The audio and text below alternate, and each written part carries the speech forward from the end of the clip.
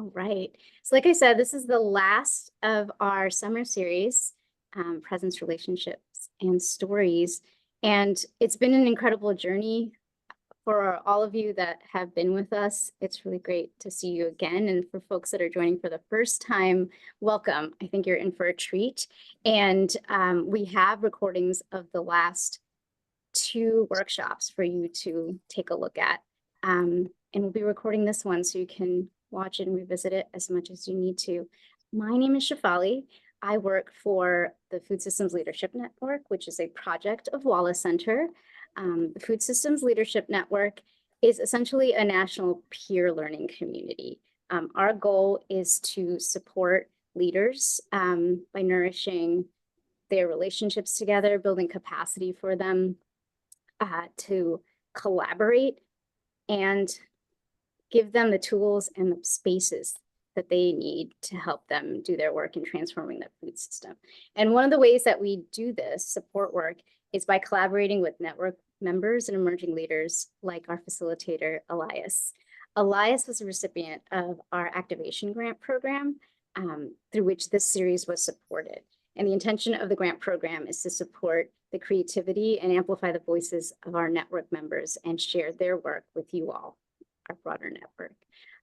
And today, Elias has brought to us Michelle, and we're really honored and excited to have Michelle here to guide us in bringing a more critical analysis to the narratives we are holding about our food system and our roles in it, and evolve those narratives to better reflect the visions that we are holding in the worlds that we want to grow into. And so in light of trying to reflect better worlds, we have a practice of sharing a set of cultural practices that were co-created by our network members so that we can support a space where folks feel collectively cared for. And so I just want to offer that to you all right now. Take a minute to look them over. If there is anything in particular that is resonating with you right now, or a practice you'd like to hold for this particular session, feel free to share it in the chat. If there's something you'd like to add to it, please share it in the chat as well. So we'll take a minute, excuse me, to take a look at this and sit with it.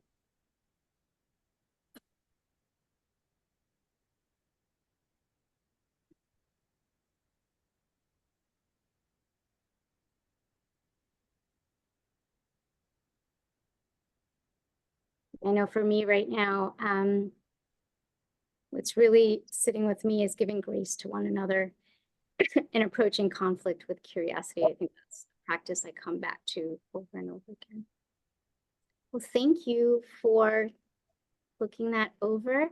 I'm going to pass it to Elias, and he's going to give a little bit of an introduction to what we're doing today and introduce us to Michelle. Thank you so much. Awesome. Thank you. Hi, everyone. Thanks for being here. That was such a good intro question. I'm still like scrolling through the chat, learning a lot about corn and dandelions, all that stuff. My name's Elias. I am currently based in San Francisco. I work for a nonprofit called Fresh Approach. We work to connect communities and farmers through nourishing food. And this is sort of a side quest for me. I am connected to a lot of great people through school that I was in before this and my journey since then. And my main goal with this grant was to share those people's wisdom with a wider audience, particularly of food systems leaders like yourselves. I primarily like to think of myself as a weaver, which is the whole basis for this grant. I like to connect dots. I like to connect little tidbits of knowledge in one area to little tidbits of knowledge in a different area, all in the name of changing our food systems and really the way we relate to one another as a community, local, national, global, to live in alignment with our core values. So before this, I was in a program in Boulder in sustainable food systems. That's where I met Cole, who's on this call. Hey, Cole. And that's where I met Michelle, and that's where I met Nicole, who was in our last webinar. and they both introduced me to Reggie, who was in our first webinar. So we're going to share out recordings from the first two sessions in addition to this one. And I'm also going to be sending out a big summary of the 3-part series for everyone to access and sort of apply these tools and learnings into our everyday lives, not just as food systems activists, but as, siblings, parents, community activists, stuff like that. So a couple of slides to share that I'm going to try to do right now.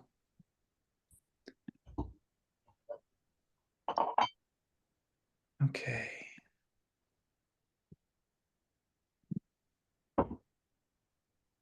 Just click present. So a big theme, can everyone see this okay? Hopefully. All right. A big theme throughout the 3 webinars, at least for me, has been paradigms, and particularly how we shift those paradigms. So this is something I came across in grad school, thanks to Nicole, who was in our last webinar.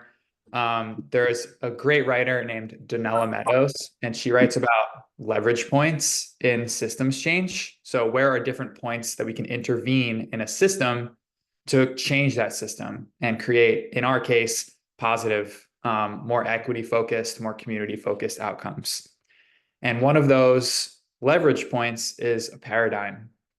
And a paradigm is the shared idea in the minds of society that they're sort of unstated assumptions because everyone already knows them. Like it's kind of a society's deepest set of beliefs about how the world works. So examples of paradigms that have sort of gotten us to the place that we are is growth is good. That's a paradigm. Nature is a stock of resources to be converted to human purposes. That's another paradigm. One can own land. That's a paradigm. These are all examples that Donella Meadows gives in the piece that she writes. They're sort of things that we don't really discuss because they've been so ingrained in the way our society operates. Thankfully, now we're starting to discuss a lot of these, especially in the past, say, decade or two, about whether they serve us in the best way. I encourage you all to throw some more in the chat. What are unstated assumptions that we all sort of accept as the way things are, even though we've sort of created them for ourselves? They're sort of just, oh, that's the way the world is. But that doesn't necessarily mean it's the way things have to be moving forward. So when we talk about changing paradigms or shifting paradigms, what really was attractive to me when I first came across this is that in a single individual, like this has happened to me several times, it can happen really quick. And a way to make that happen really quickly is through stories, which we're going to cover today. But at the societal level, beyond the individual, it's really hard to shift paradigms. Why now? I'm just All right, looks like we had someone come off mute. Feel free to come off mute or raise your hand at any point and jump in. As I was saying, societies resist challenges to their paradigm harder than they resist anything else. That's what Donella Meadows writes. And that really resonates with me because at an individual level, you can sort of see that light bulb go off when you introduce a new concept to someone, when you shift their perspective.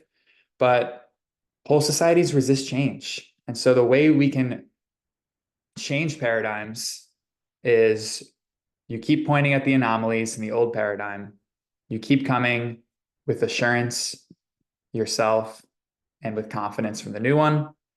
And the part I like the best that Donella writes about is you don't waste time with reactionaries. Rather, you work with active change agents with the vast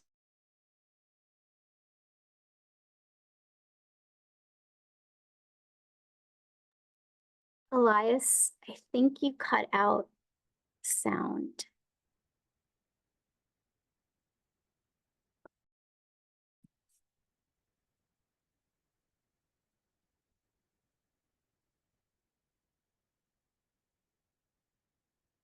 I'm going to come on and off of mute. You're back. Can you guys hear me now? Yes. yes. I think your video. Might be a Wi-Fi issue.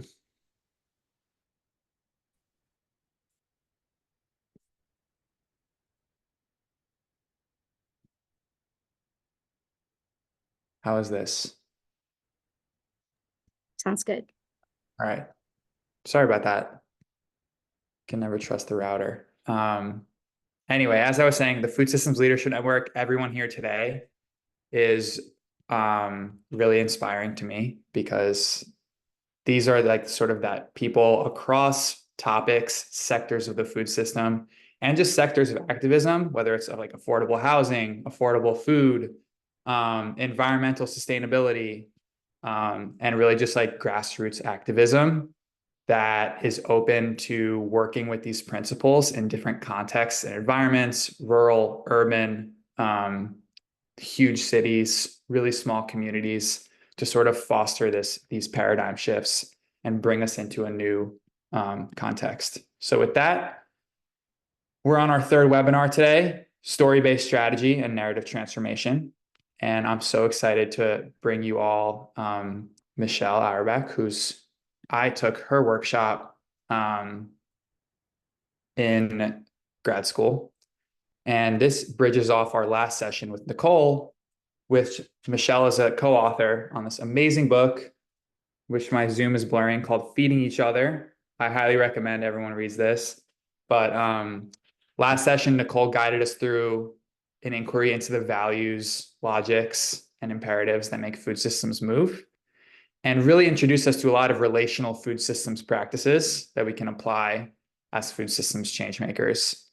And today, Michelle is going to sort of take us into that next stage about story-based strategy and narrative transformation, talk about the narratives and assumptions we bring to our food systems work, how are dominant narratives constructed, and why do they persist, and really talk about reframing issues to center on or amplify different voices. So I'm going to introduce Michelle, and then we'll get into some workshopping. So thanks everyone for bearing with me. I'm just so excited for this session. All right. Michelle is an activist, writer, educator, and consultant who uses trauma-informed narrative theory to support individuals, organizations, and communities in shaping change. She works with businesses on change management, leadership, and creativity through story. She works with communities on creating social good, cultural change, connection, and working across difference through story.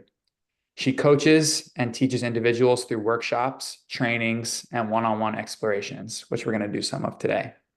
She writes for the New York Times, the London Guardian, and has published 4 books: Feeding Each Other, Shaping Change in Food Systems Through Relationship, which is this book right here.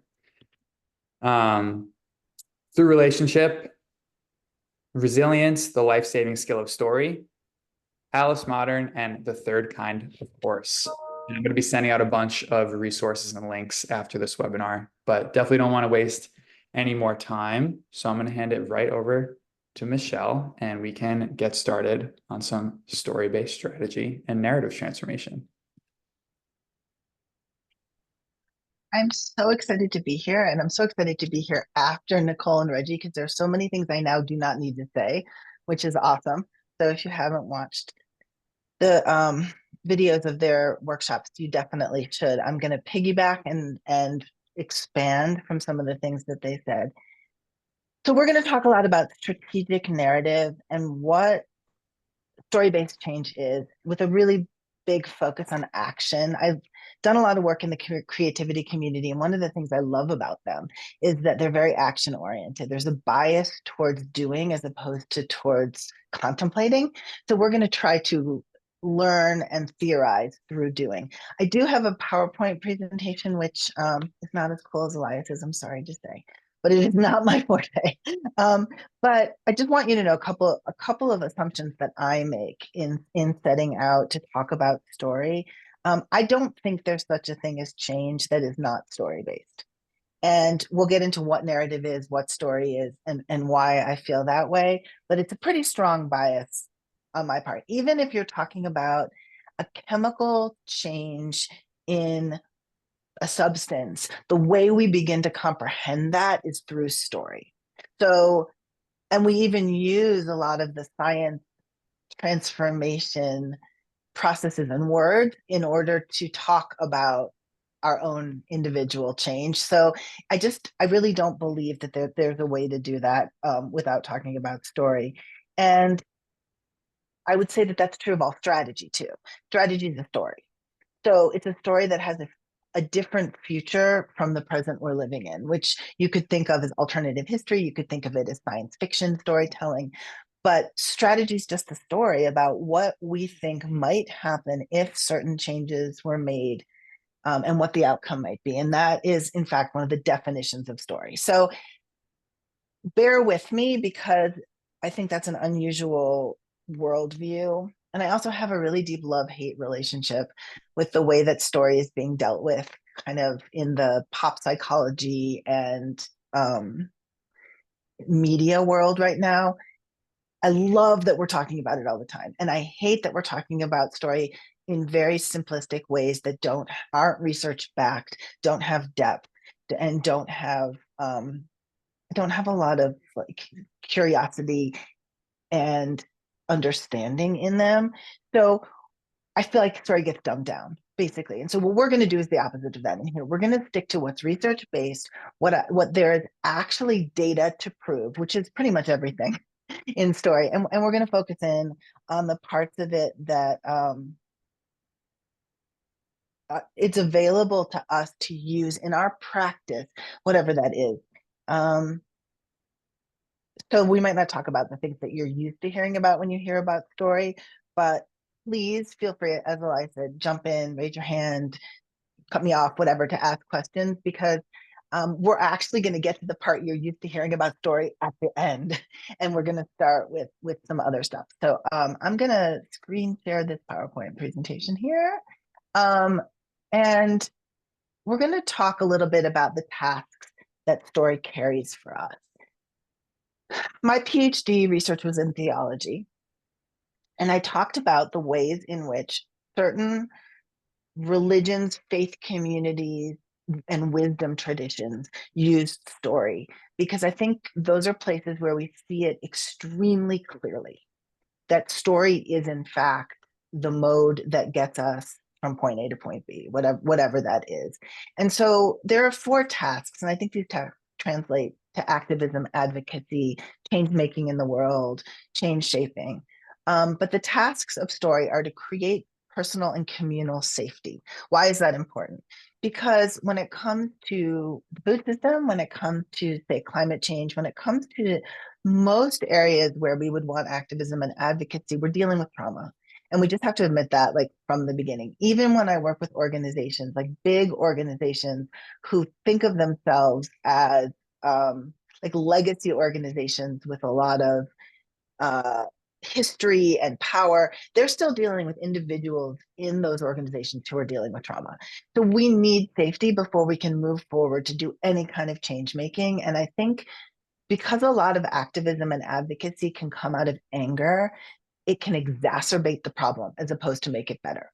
So that's the first really important task.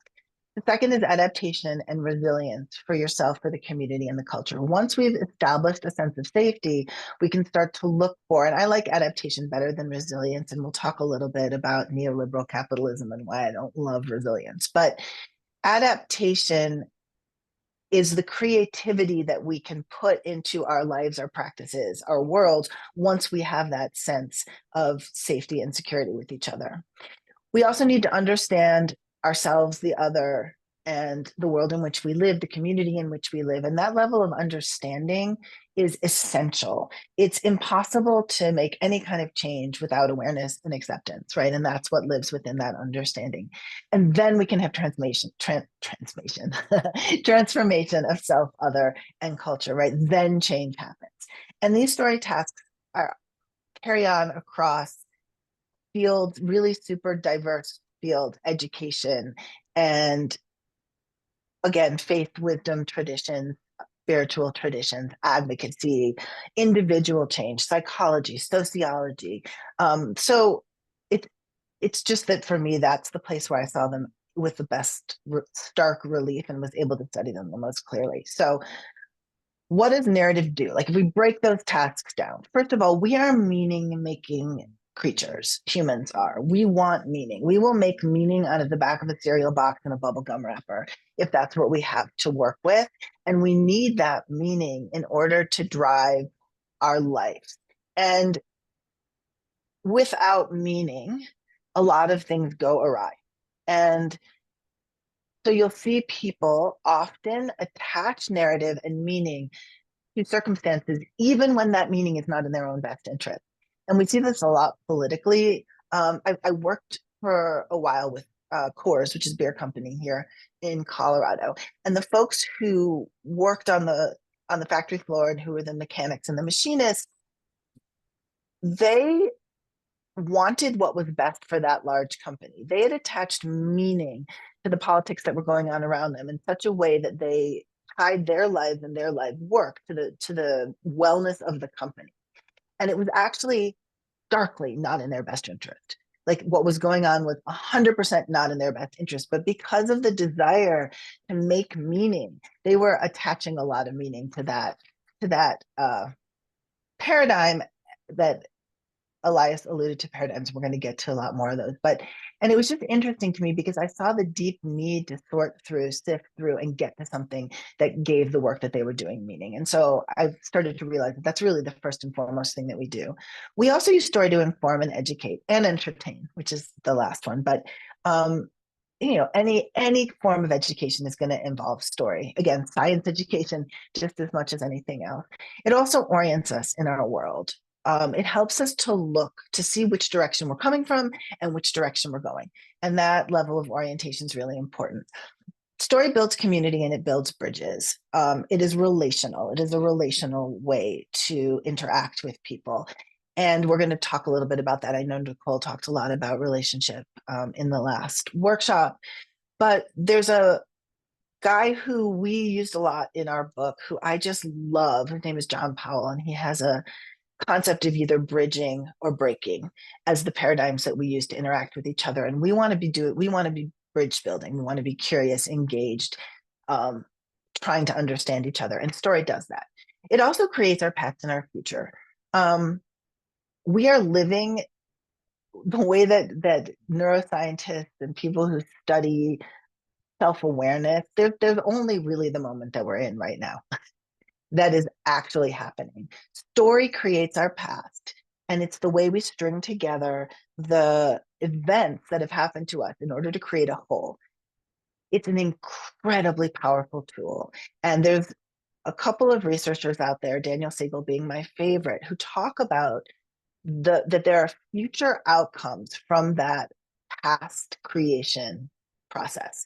And so if we are able to take even traumatic events from our past and create a narrative that gives us power, that gives us agency, that gives us meaning, we're able to actually move forward in a much healthier fashion. So when we're talking about story and trauma, this idea of creating a past becomes really important. It also helps us create the future. Strategy is a story. Political aspirations are a story. The kinds of white papers that folks write about the kinds of policies they're going to enact are stories, right? So those are future creations. It activates us. It gets us up off the couch and doing things. It helps us to see possibility. So that's really important. It also mediates our reality and our worldview. People's worldviews are stories. And we really saw this.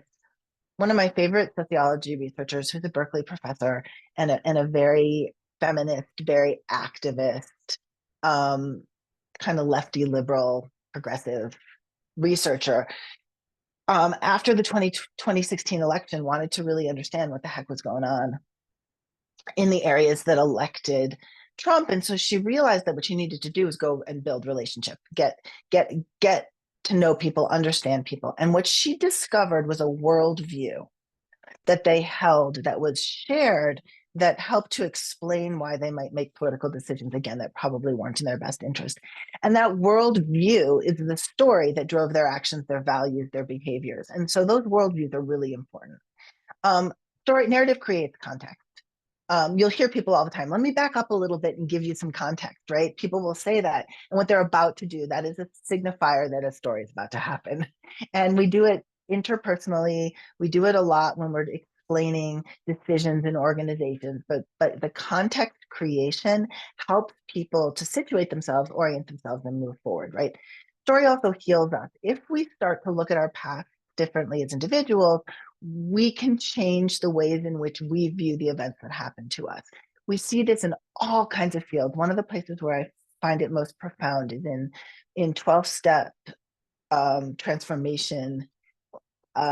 Community storytelling is the key to transformation and to healing, and it's telling and listening to stories, right? They say share to heal, listen to learn, right? And that is a way in which story heals us. And it also entertains us, right? It keeps our attention, keeps us focused, it gives us pleasure. Narrative is a deeply pleasurable experience when we do it right. And so we don't want to dispel, like, we don't want to say, oh, entertainment, that's not what we're doing, because in fact it is what we're doing. We're focusing people's attention, we're grabbing people's hearts and minds, we're getting their curiosity engaged. So let's not dismiss entertainment as a bad thing. Let's see. So narrative lives in a lot of places, and I think people get misled because they think it's either only entertainment or it's only in literature, but journalism is narrative, right? So when I heard the best quote the other day, which I believe I wrote down. Hold on, let me read it. I have a friend of mine who I was talking to, and she told me that someone had read to her that journalism is printing what someone else doesn't want printed. Everything else is public relations, right? So journalism and public relations are an area where there's a lot of storytelling. Hear it a lot in speeches. I'm sure if anybody's been tuning into the Democratic National Convention, you've heard a lot of really good storytelling. I listened really carefully to Jared Polis the other night because I was hoping he would say some stuff he didn't say, but was really glad to hear some of the stuff he did say. And the worldview he painted of, really gave me a feeling about the state in which I live that was pretty positive, despite the fact that he and I have some wild differences when it comes to things that have to do with agriculture and agricultural policy. Religion tells stories, video, film, long form, short form, podcasting, all that stuff, entertainment, education, but there's also and history, but there's also things like deep canvassing, which is a kind of political change. There's strategy, which is a habitat of narrative. There is relationship building is a habitat of narrative, right? A place where narrative lives. So I'm not sure, like, I challenge you to come up with a place that narrative doesn't live, but this is just a way to say that if you're using narrative in your work, chances are you are inhabiting one of these places, right? Where narrative lives, and activism, advocacy, cultural change are very big habitats. Okay, so when I work with folks, and we're going to work our way through this as much as we possibly can, which is to say this is a 2-day process. I lead through organizations through, so we have 90 minutes. We'll see where we get.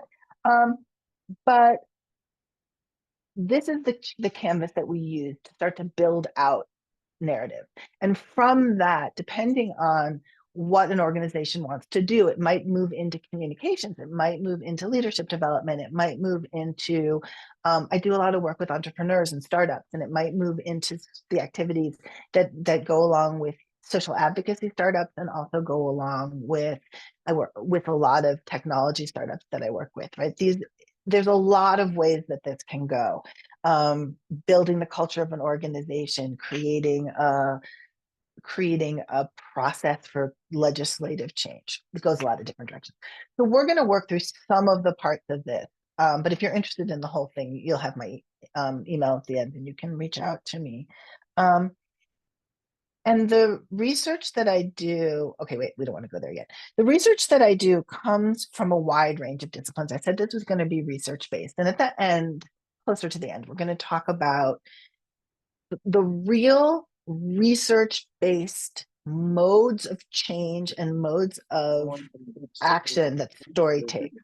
And those come from social psychology, interpersonal neurobiology, sociology, education, narrative theory, political science, religious studies, medicine. Like, there's some really amazing research out there. Again, you have my email. I'll send you anything you want. There is an enormous and fascinating amount of real data-driven research. So we're going to stick to that when we talk about this. And let's see, I'm going to stop sharing for a second so that we can see each other. So what's story? Like, what the heck are we even talking about? So the definition that I use, and you're welcome to use or modify in any way you want, comes from Robert Scholl's and Robert Kellogg's 1966 work, which was about literature and change. And they said, and they use literary works. I'm going to say that literary works, narrative, and story are kind of the same thing. But all of these story works are distinguished by two characteristics: the presence of a story and the presence of a storyteller. And they then go on to talk about a bunch of other things that are in story. But this is really important, right? That there's a story and there's a storyteller, which means story is by definition a relational undertaking. You either are in relation to yourself, your past self, your future self, your present self. You're in relationship to other people. You're in relationship to a larger community. You're in relationship to the world. It doesn't happen in a vacuum. And that's really important. There's also character and action that happens in narrative form. There's certain plot things. There's a whole bunch of things that go along with story. But it's not possible without interaction, without bridging, without building empathy, without connection, and without relationship. So that's a very important thing to know about story and about the way it works. So let's see what else I want to tell you. So I don't know if any of you listened to or read the transcript of the pre-reading, but it's awesome. And it's a discussion between John Powell, who I mentioned before, and another activist. And in it, they discuss narrative. And one of them John Powell takes the view that narrative and storytelling is actually crucial. And the other person has a lot of questions about its validity. And so it's fascinating to listen to. But she says at some point in there, we're not all storytellers. And I just want to say, at the beginning of this workshop, yes, we are. You are not a functioning alive human being if you are not actually a native born storyteller, because it's just part of how we relate to ourselves, to each other, and to the outside world. It's not possible not to do it. And so you may not consider yourself an author, a literary narrative crafter. You might not be a filmmaker, or, I grew up in a community where storytelling was really important, and there were cultural storytellers who came in and talked to us in our religious education. And, I hated it. I thought it was the goofiest, stupid thing I've ever seen in my life. And as a kid, I was like, this is stupid. but we don't have to be those storytellers to be storytellers, right? You could be somebody who's incredibly good at looking at political strategy, and that's a kind of storytelling, right? You can be somebody who is interested. I saw, that the average number of corn kernels on an airplane is 800 kernels, in what somebody had learned. And the ability to excite people about, biology information, or, is actually a storytelling skill. So please be aware that you are, in fact, a storyteller. And that we live in a world of story. We live in a world of narrative. And Elias talked about paradigms.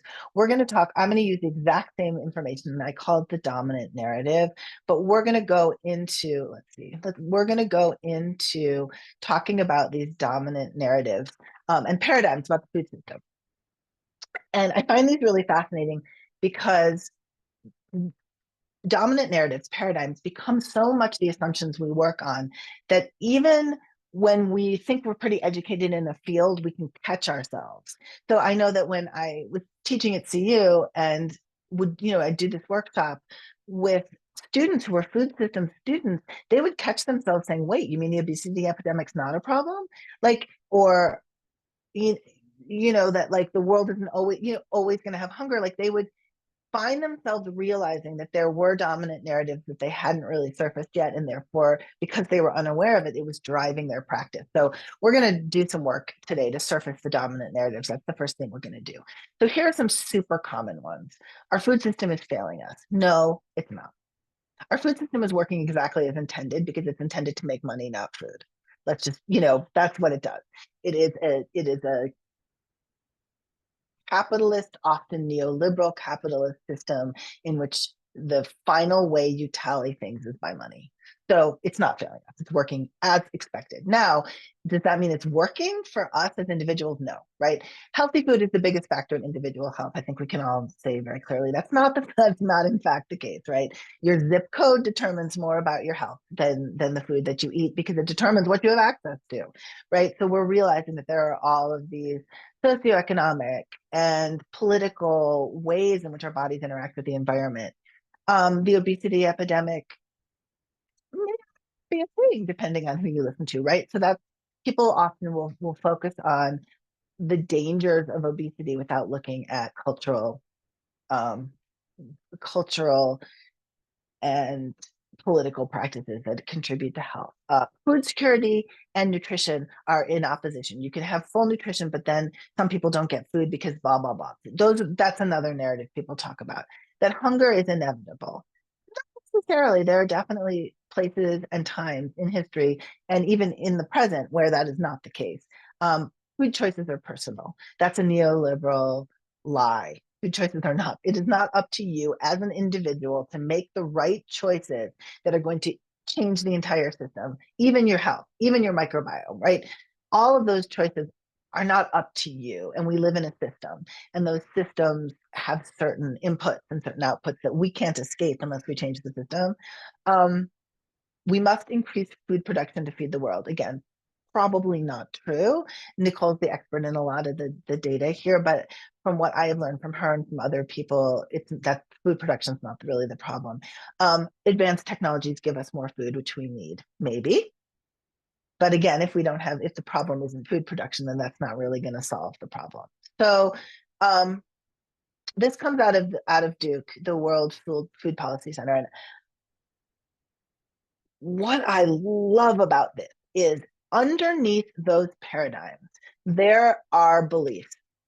And we call them like the archies, like patriarchy, the isms like racism, and the phobias like homophobia, right?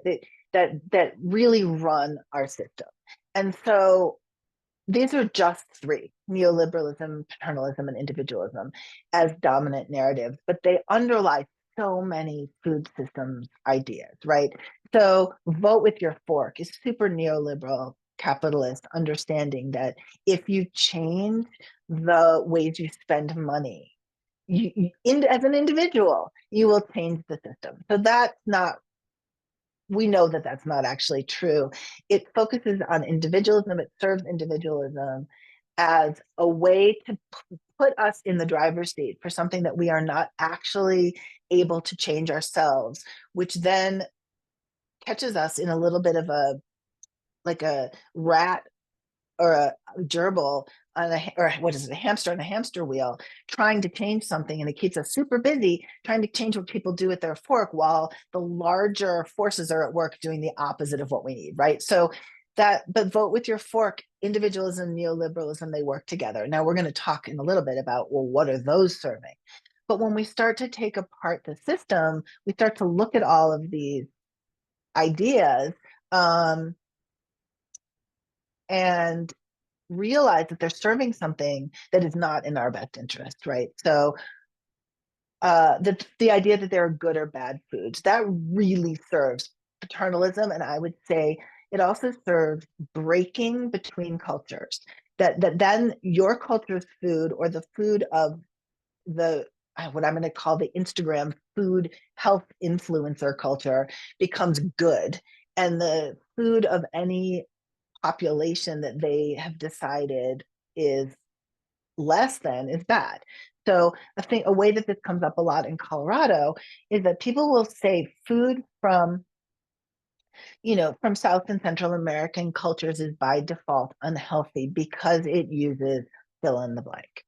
And then people who kind of believe in the obesity epidemic or the fact that they're good or bad foods start to break between cultures. Your food is bad and our food is good. You are less than. You are different. You are other. And just by suggesting that foods by default can be good or bad, you start to create a broken system where the parts can't interact with each other to heal, right? So you're increasing trauma, you're increasing difference, you're lowering curiosity. So these things are really dangerous, actually, and we don't really think of them as a driving force. Like, we're worried. I personally get very worried about, well, what are the laws that are being passed in my state? What are the ways in which workers are being treated? What are the whatever? But you don't look back and realize that the dominant narrative allows that. So here's a really good example. We were working on a bill here in Colorado that was a food workers' rights bill.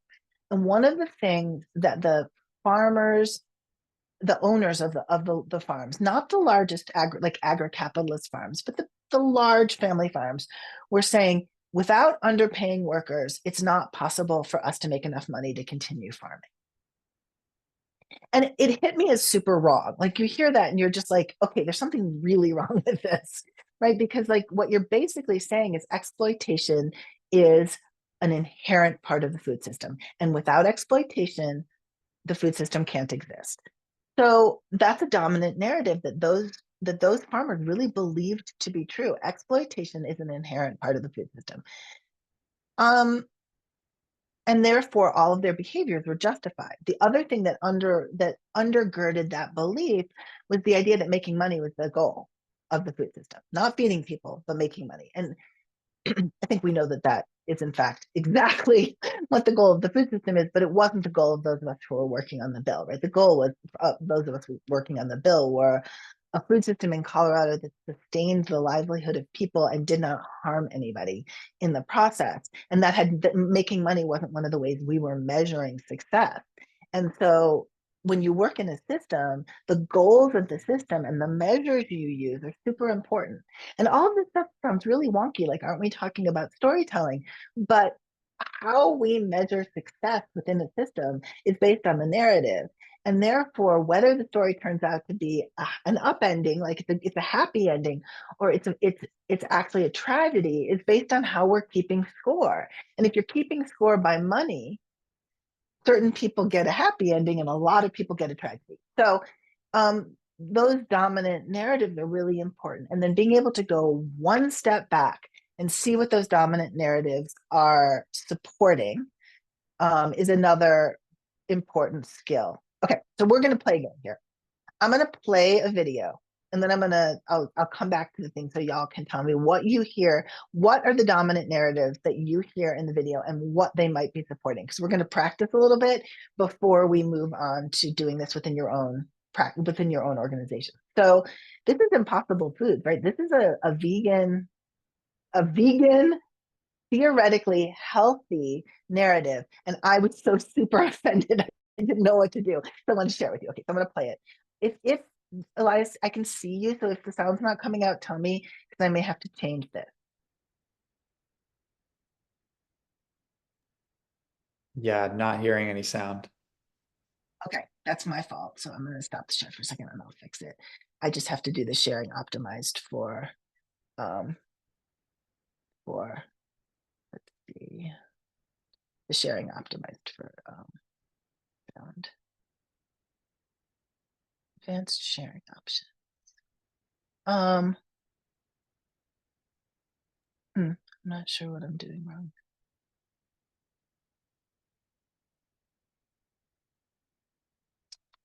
Might be.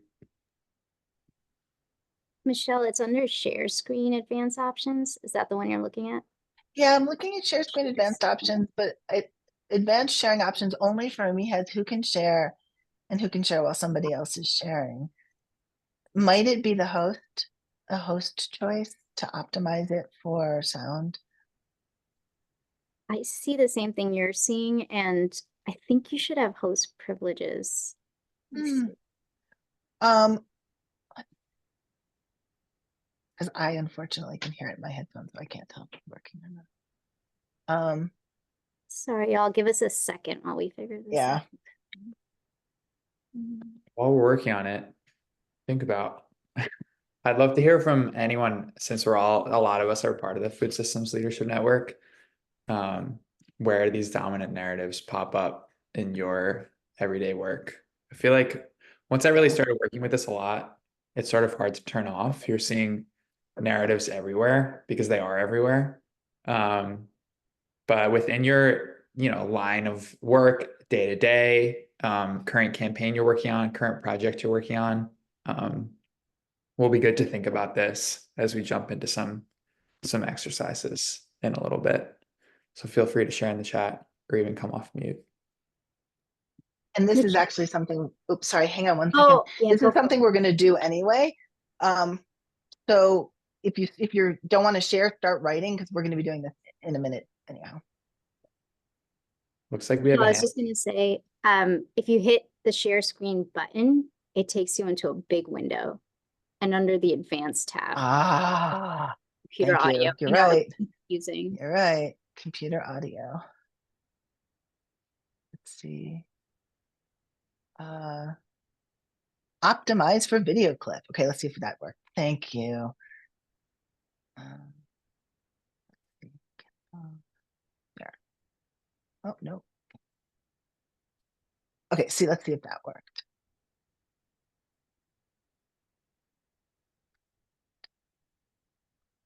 Okay. Try one more time.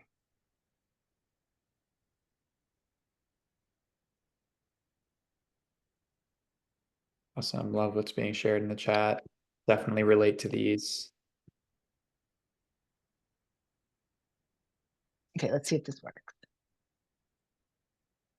Go back to the beginning. Still can't hear it.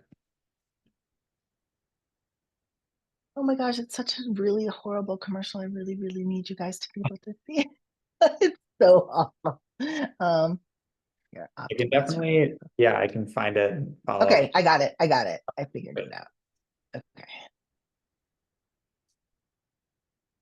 Listen up, America. Meat has problems, and it's gonna take us, meat eaters, to solve them. So when the world says too much meat is bad and we should eat less of it, we say no, world.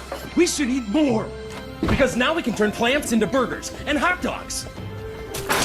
Even meatballs. Now, plants can be meat. Come on, people. Let's punch cholesterol in the face. We're solving the meat problem with more meat. Impossible! Meat from plants! Okay, like please have a free for all. What's the narrative? What did you see? And if you can get to what you think it's serving, that's great too. Please feel free to unmute and just share.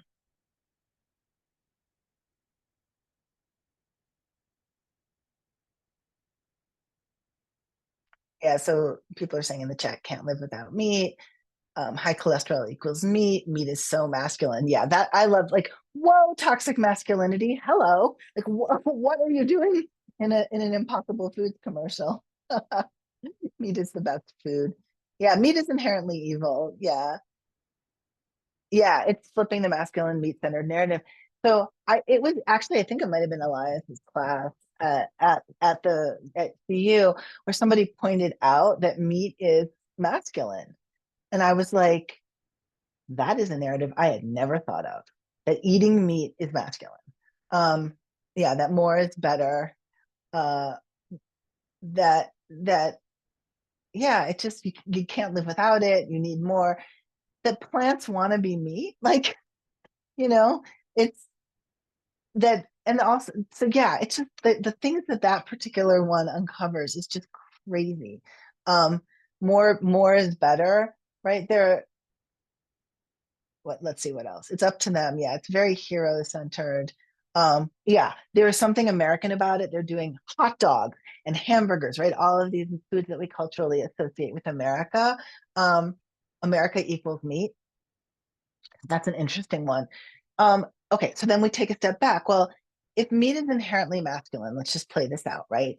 It serves a purpose, a patriarchal purpose, right? It serves one of the archies. And if you want to see what I'm talking about the archies, the isms, the whatever, in the book that Nicole and I wrote, we talk about them. I think it's on page 84. But anyway, the idea that there's certain things that support the way our culture works: patriarchy, capitalism, homophobia, racism, this whole list of things. And yeah, U.S. exceptionalism. Thank you, Lynn, and hi, Lynn. Nice to see you. But yeah, that we are better, and then we're better because not only do we have meat, but we have fake meat, right? So that idea of U.S. exceptionalism allows us then to do a lot of other things that are not meat related, right? If we look at that and we say, well, we're better and different because not only are we the place that has the most meat, which means we're the most masculine, but we're also the place that can get you meat that's not meat. It allows us to make a lot of decisions that don't take into consideration the fact that we live in a global society in which we are intertwined and we touch each other in all kinds of ways. And if the US is exceptional in some way and better, we're allowed to make decisions that can harm other people, which then allows politics to happen. It allows certain kinds of climate change things. I mean, like, you don't even think about what's connected to this idea that, well, of course we get to do that. We're better. And when you're fighting it, it's really hard, because then the flip side of it, right? The flip side of that dominant narrative is the narrative that people that don't eat meat are effeminate, right? Which is then supposed to be bad, right? Or that they are not as powerful, or that they are not as exceptional. And so then you look at all sorts of cultures that might be more vegetarian by nature, and you hear these crazy baloney things like, oh, you can't eat Chinese food because you'll be hungry again in an hour, right? Which is something that is a super racist thing to say. And yet I heard it a lot growing up from people who were like, my meals have to have meat in them. So suddenly the idea that we need more meat turns into racism against certain groups and cultures. And we don't even, if we don't see the dominant narrative in action, we don't see it. Yeah, and again, Elias, thank you, that we can innovate our way out of a problem. We can come up with this American technological solution to a problem without looking at the fact that the way that we choose to eat and the things that we choose to sell might be the problem. I was in Eastern North Carolina last week, and the hog farm,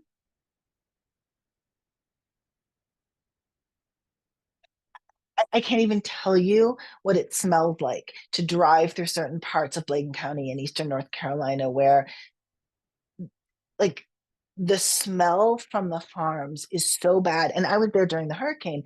And so that water was that was the water from the excrement that they were spraying across fields was going into the Cape Fear River, which means it was flowing all the way down to Wilmington. It was really astoundingly atrocious, and people accepted it because that's where our industry is in this county. That's one of the industries that keep our people okay, but actually it's also the thing that's harming you. So there was this, like, the missing connections in understanding that there might be a better way to keep people employed that doesn't also degrade your environment so much that people can't live near these farms.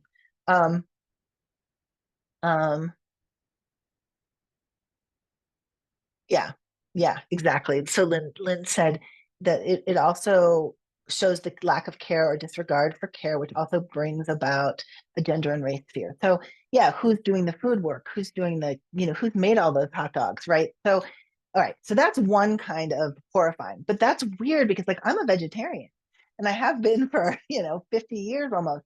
And I found that ad and was like, oh, this is so perfect, because what they're trying to do is use the dominant narrative to sell something.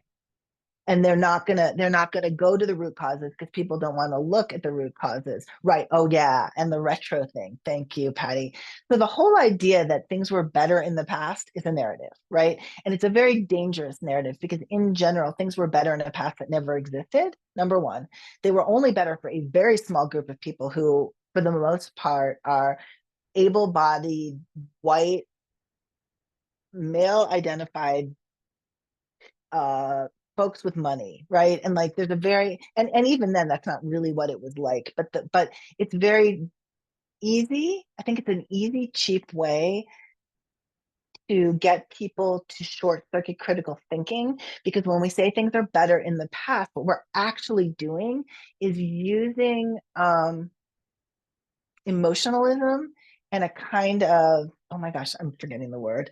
There's a kind of sentimentality that short circuits critical thinking. And so things were better in the past is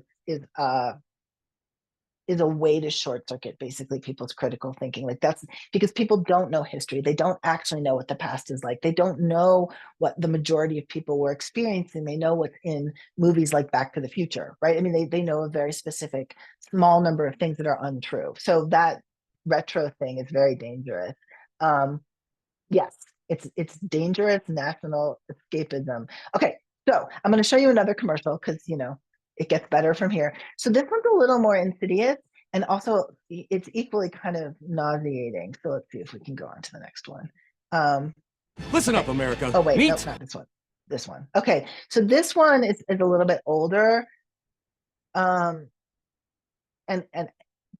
I'll just watch. We'll watch.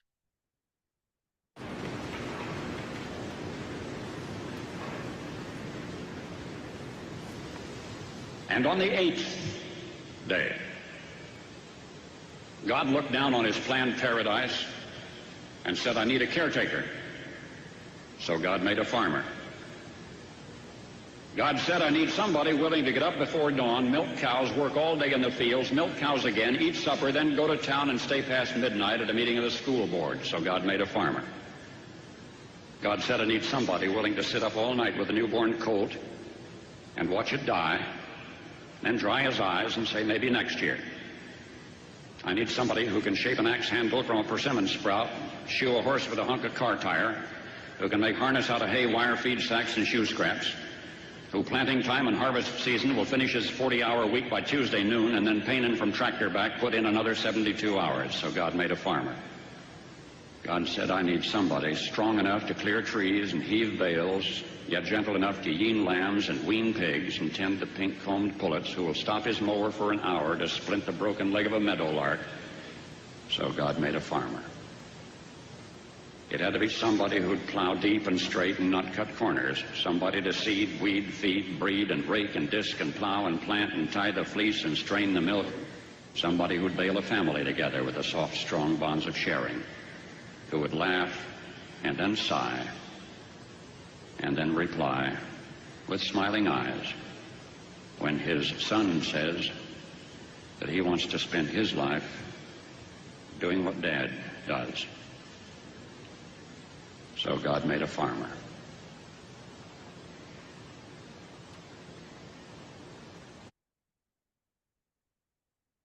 Okay, have at it.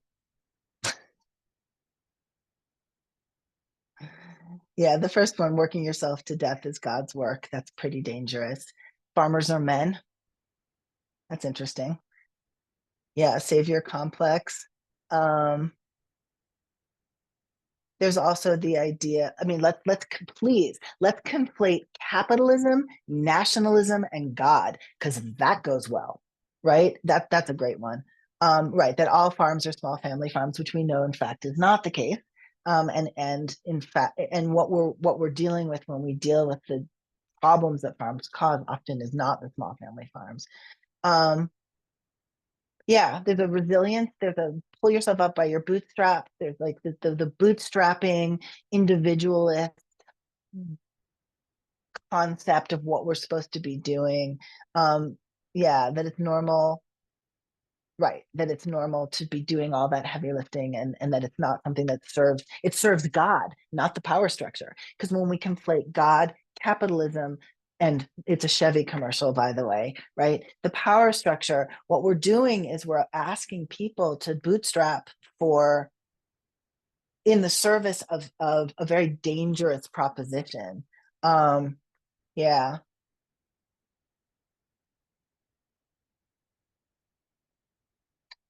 Yeah, Allie, thank you. That the idea that you're also trying to prop people up who are in a losing proposition. I mean, like, so let's make this, let's try to create a bridging narrative out of this. People who care about farming. I have dear friends who were farmers for a long time on the Western Slope in Colorado.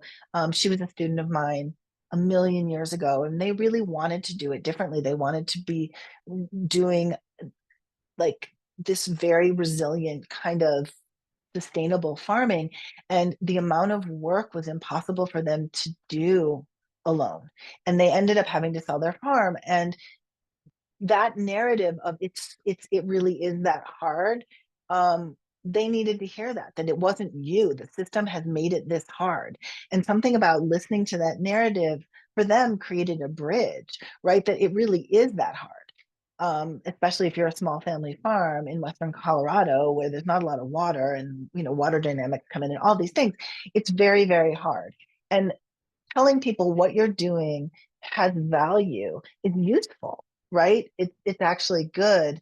But you're glorifying individualism and pushing back against cultures of care. And also asking people to first tend to their family, feed the world in quotes, and then go out and tend to their community is putting the locus of all action on the individual. And that's something that's pretty dangerous to us too, right? Glorifying individualism and saying we have to solve all the problems ourselves and not look at the larger system. It's telling you don't look at the bigger system, you fix it. So that's also a very dangerous narrative. Right. And nowhere in there is the narrative of we care for the farmers. It's just the farmers care for everybody else. So, okay. So what we're going to do, knowing all of that, is I'm going to ask you to do a little bit of writing. I'm going to ask you to do a little bit of writing. Let's see if I can move forward. We're going to skip that one for now. Okay. Take a few minutes and think about the work that you do, where your organization is positioned, or your job within your organization. What dominant narratives are you working with for and against? So what are those stories that underlie are the foundation upon which the systems you need to take down are built? And then list as many as you can think of and see if you can narrow them down or condense them. So I'm going to give you about 5 minutes. I'm going to set my timer and try to really think about what those narratives might be. They're going to be different for everybody's organization. And I'm going to stop the share, but I'll put the questions in the chat so you have them. And I'm setting a timer for about 5 minutes.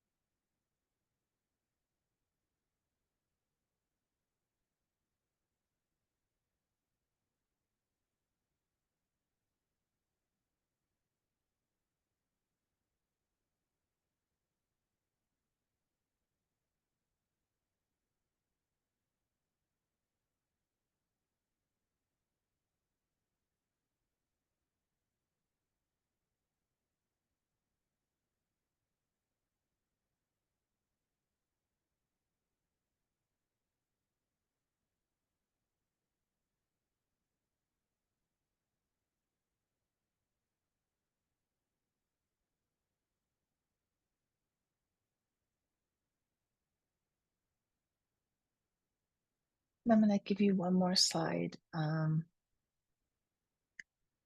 Once you've figured those narratives or that narrative out, talk about what that dominant narrative might serve, what ideology, what kind of ism might it serve, and therefore who's it supporting.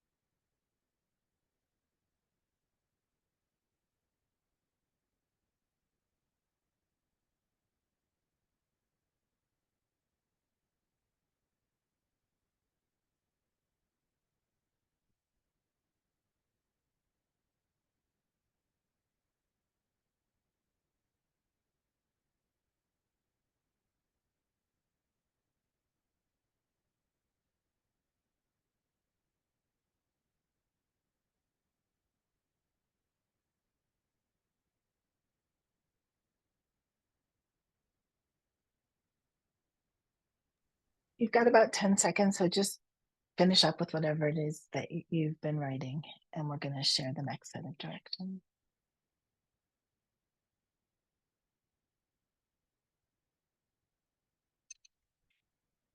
I don't know if y'all can hear that, but okay.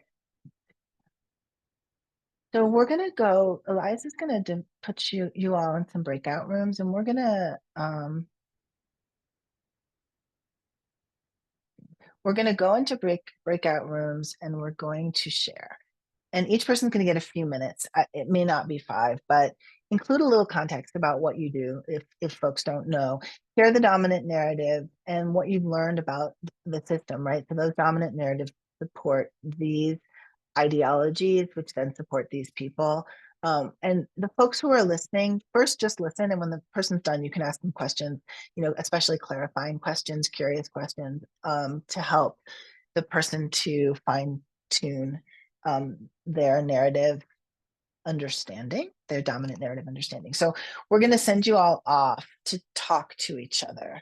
You don't have to come off camera.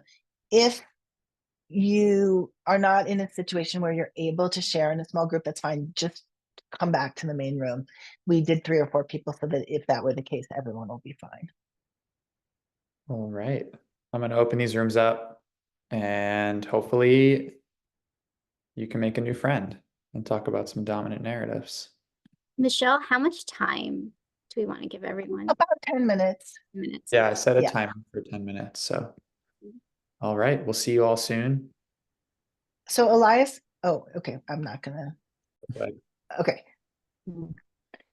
So can 1 or 2 folks share what they got to, just so that the people who are listening to this on recording get a little bit of our experience of what happened for us?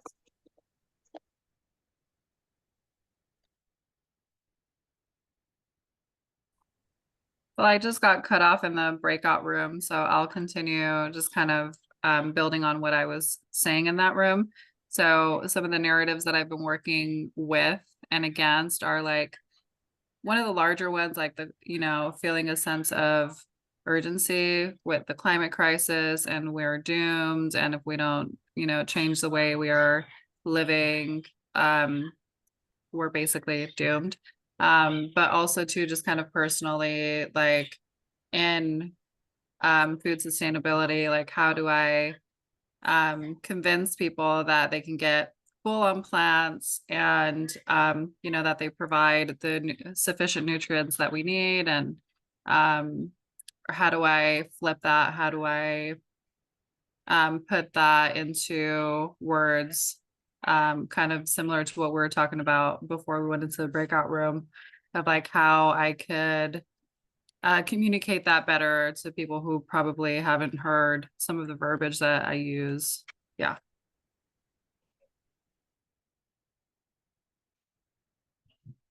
Sorry, I'm muted. Thank you, Crystal. And Lynn, I see your hand raised. Why don't you be the other person who shares? Yes, thank you very much. Is it just our personal findings or the ones in the breakout room? Just yours. Okay. Do you want me to do a little introduction or just jump straight into the narrative? Jump straight in. All right, gotcha. So something that I also told the group is that what I found, first of all, when I started the exercise, is that it was very easy for me to find the narratives that I'm working against, but much harder to figure out the ones that I'm working with. So this type of like introspection came much later than like looking at who I'm basically fighting every single day in my work. And I noticed that there's like this common theme in the narratives I'm working against, and it's this meritocratic thinking, this just world theory of like, okay, if people have disability, if they are chronically ill, if they're poor, homeless, etc., that is their doing, and they must have done something, and that is their fault. There is no way that the system could be in any way, shape, or form be yeah, harmful or volatile against them. And if you just work hard enough, you will always have a job. And if you just take care of your health and everything enough, then you will never be sick, etc. And like that is something also in terms of like climate change, etc. That and food systems is something that I fight with, because people don't tend to at least listen to the possibility that disability and climate change and food systems, for example, are all interlinked. And so that interconnectedness is a narrative that I'm working with. And a narrative that I'm working for together with that is like centering collective and community care and connected knowing and leadership by those most impacted, which is a disability justice principle. So yeah, this kind of like it's much easier to figure out the narratives that I'm working against, because I have a face in front of me when I'm writing it down, of like the people who I'm actively debating with. But when it comes to like the narratives I'm working with and for, because it's so community centered and decentralized, it's much harder for me to like give that a face, because it's so many people at once.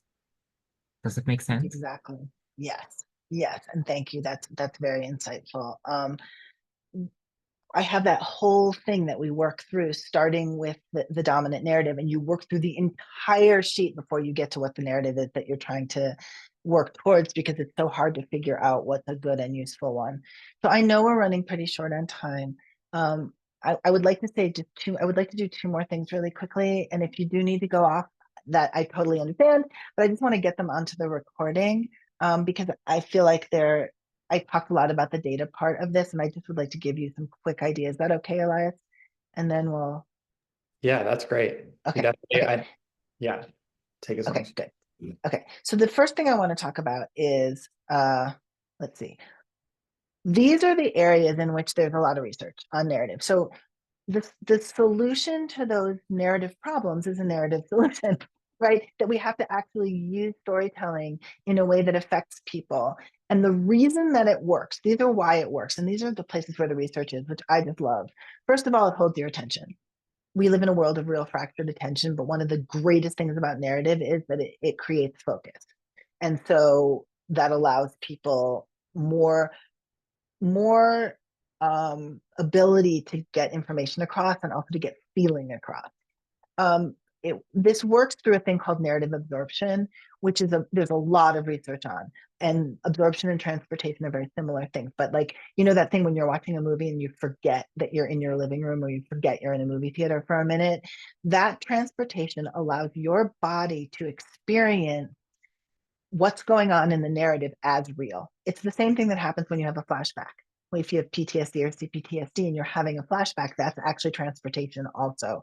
And so if we can use that ability in our bodies for good to help us experience positive narrative, we're both causing healing, and we're simultaneously increasing people's learning and activation. And that's a great thing, to use something that can be difficult in a positive way. This works on interoceptive awareness, which is our ability to sense what's going on inside our bodies. Stories work in our brains, but they work inside our bodies. And they create the same changes in our bodies that we would have if we were actually experiencing the thing. And increased interoceptive awareness has a lot of positive impact on people. And so again, the fact that story works in the very place we might use in order to build our mindfulness, or to build our ability to sense our feelings or hunger or whatever, is fabulous. Hedonic processing is the ability to feel positive states.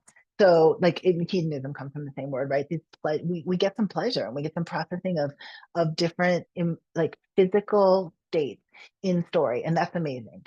It restructures our thinking. There's a lot of research on the fact that once you hear a story, the way you put the facts together changes, which is very useful when you're fighting against people who don't want to talk about science or fact.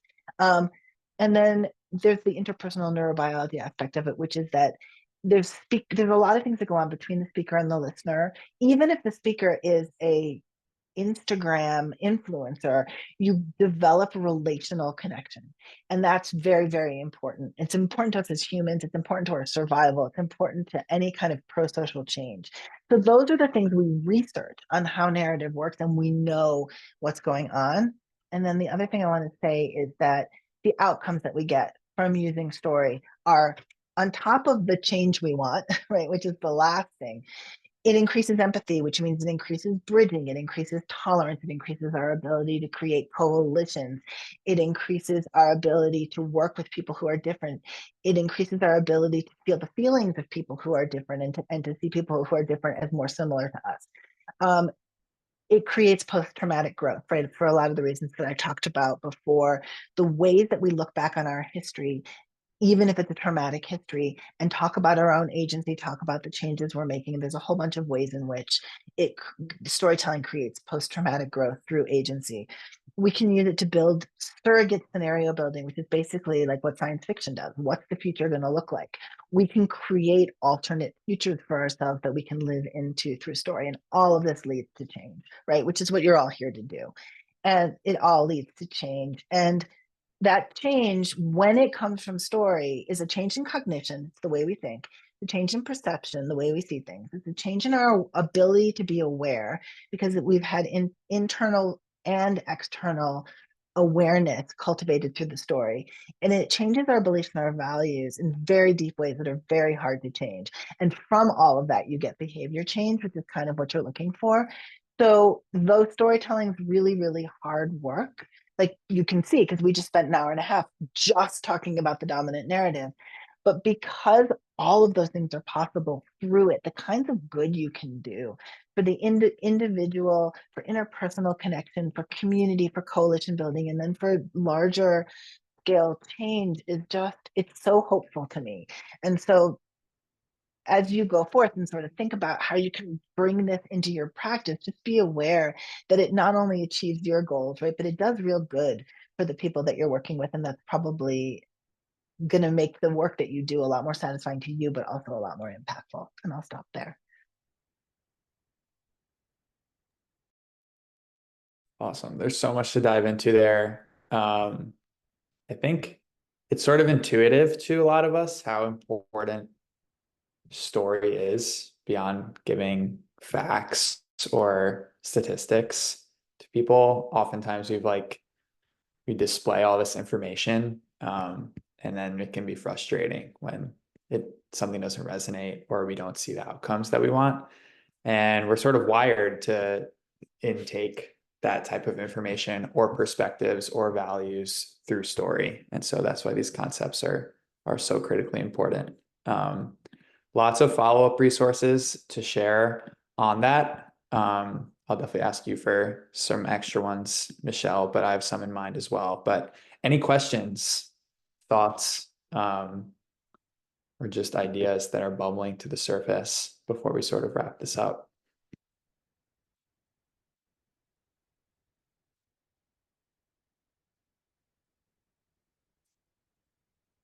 Yeah, looks like we have a hand raised from Lynn. Yes, it's me again. So as you were talking, Michelle, I was wondering, I have a very, very smart niece, but she recently, like, okay, a few months ago turned 7. And my nephew is 6. And I am trying to be the type of uncle for them that can like break down those very, very complex theories, and kind of explain it to them, like these explanation series, explain it to me like I'm 5, but like doing that for them to help them, guide them through the world a little bit in a way that is hopeful and not destructive.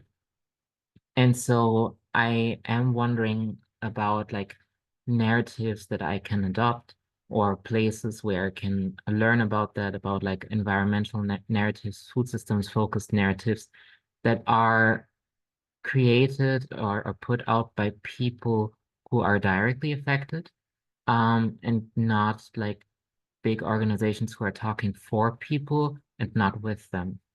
Do you have any ways, any places that I can approach for that? Any books, podcasts that I can hit up?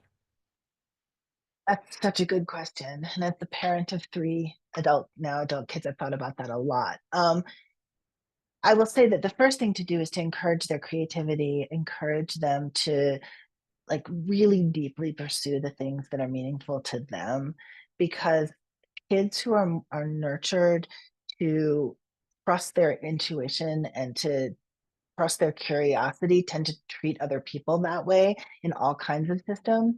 And so, being able to be that person in their lives is really important. Encouraging them to read what they want to read and pursue the activities that they want to pursue, especially if you can introduce things that come from other cultures, other places.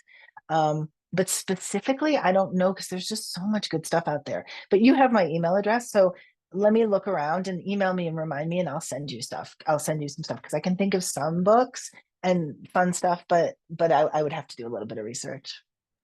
You're awesome. Thank you so much.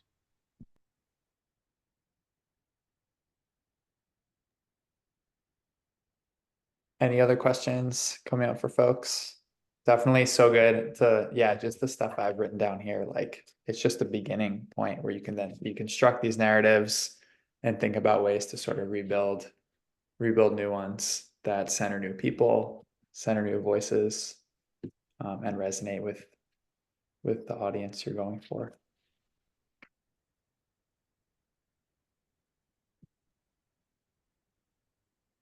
Yeah, so we're a little bit over time. We're just going to wrap this up. I want to thank you again, Michelle, for being here. That was incredible. And it is, like you said, work that we can continue to return to in our own individual practices as human beings, in our work together collectively, and in our discussions and dialogues with other folks that we're trying to collaborate with. Elias, thank you so much for bringing this series to us. This is an incredible summer, and it's been a real privilege to be able to go on this journey with all of you too, participating. So as Elias said, we will send out a follow-up email. We'll have all of the recordings linked in that email and any resources.